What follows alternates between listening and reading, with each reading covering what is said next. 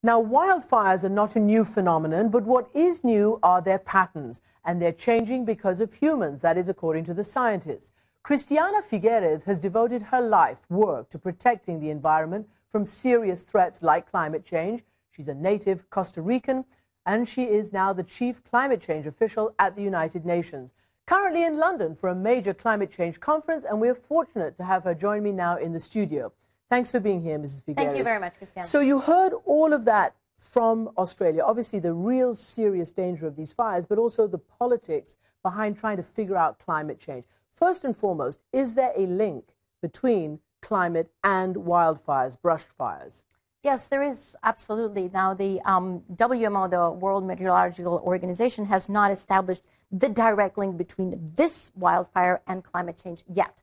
But what is absolutely clear is the science is telling us that there are increasing heat waves in Asia, Europe, and Australia, that these will continue, that they will continue in their intensity and in their frequency. So what we've just seen on the screen is an example of what we may be looking at unless we take actually vigorous action. And vigorous action, the reason we're focusing and drilling down now on Australia is because you have to deal with the politics of vigorous action.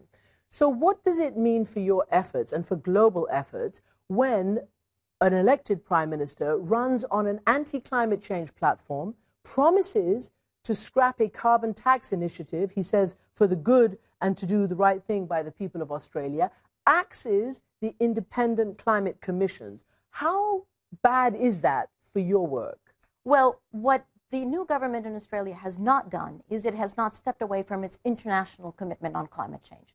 So what they're struggling with now is not what are they going to do, but how are they going to get there?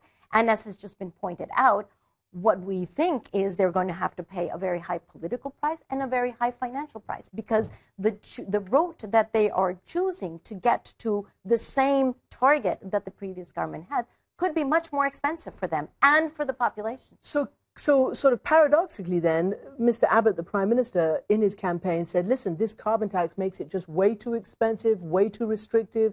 You know, businesses and jobs are being affected. You're saying, though, by not having the carbon tax, it could have the same effect on people. Or worse, because the fact is we are already, as you have just pointed out, we are really already paying the price of carbon. We're paying the price with wildfires, we're paying the price with droughts, we're paying the price with so many other disturbances to the hydrological cycle. That is all the price that we're paying. So what we need to do is put a price on carbon so that we don't have to continue to pay the price of carbon. And in fact, what you've just seen on the screen is one scenario, Christiane, and it is a scenario that we would walk toward unless we take, as I say, vigorous action. But there is another scenario, okay? What we have seen are just introductions to the doom and gloom that we could be facing. But that's not the only scenario. We could, as humankind, we could take vigorous action and we could have a very, very different scenario. That's a scenario that is worth examining. Well, let me ask you, because of course fires are not just restricted to the places we've just been talking about, but it's happened in September in the United States, the West Coast. It happened over the summer in Turkey. So it is actually all over. But what about then trying to convince people that this is something that you actually have to tackle quickly before it becomes irreversible? What is the timeline that we as a human species have before this becomes irreversible? We have very little time. The important thing is that we still have time, although in as much as we delay, we are closing the window in upon ourselves. But we do have time. What we know is that we have to reach global peaking. That means we have to get to the maximum, because currently the trajectory of emissions is still going up. We're still rising. So we have to get to the global peaking point this decade and then begin our trajectory down as opposed to up, which is where we are. And we have to get to zero net emissions, not zero emissions, but zero net emissions by the second half of the century. That's a very different path, and we can do it.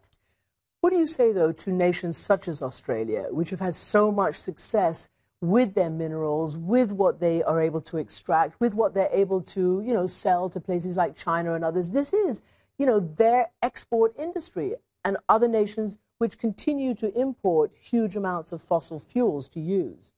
And we will not move into a magical world that doesn't have fossil fuels, okay? We have to be realistic.